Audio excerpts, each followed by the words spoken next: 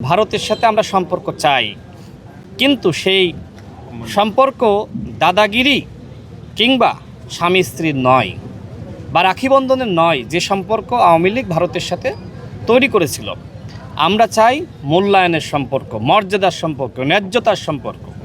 ভারতকে আমি বলবো যে আপনারা সম্মানের সহিত মর্যাদার ভিত্তিতে এদেশের জনগণের সাথে আপনারা সম্পর্ক তৈরি করুন। এই প্রথম ভারতের পক্ষ থেকে বলা হয়েছে যে আমরা বাংলাদেশের জনগণের সাথে সম্পর্ক চাই, এবং বিএনপির যে সবার আগে বাংলাদেশ স্লোগান, এটিকে তারা গ্রহণ করেছে। ঠিক আমরা তাদেরকে বলতে চাই, যদি প্রকৃতপক্ষে আপনারা এই স্লোগানকে আপনারা বোঝেন, এদেশের জনগণের চাওয়াকে আপনারা অনুধাবন করতে পারেন, তাহলে সীমান্তে কোনো হত্যার ঘটনা যাবে না।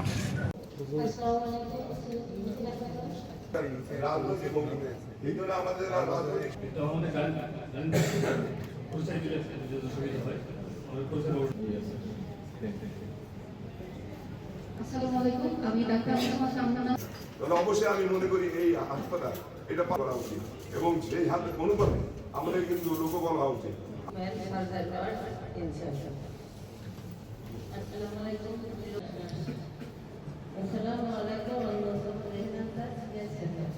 আপনারা অনেক সময় শুনবেন মৌলিক এখানে রুগী নিয়ে গেলে 50 টাকা নেয়।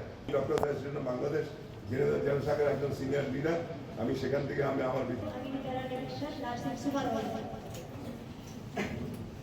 সাহেব আছেন, আমাদের এই আরো হাসপাতালে যারা সিনিয়র কর্মকর্তারা আছেন, কৃতজ্ঞতা এবং সালাম জানিয়ে আমাদের আল্লাহ হাফেজ।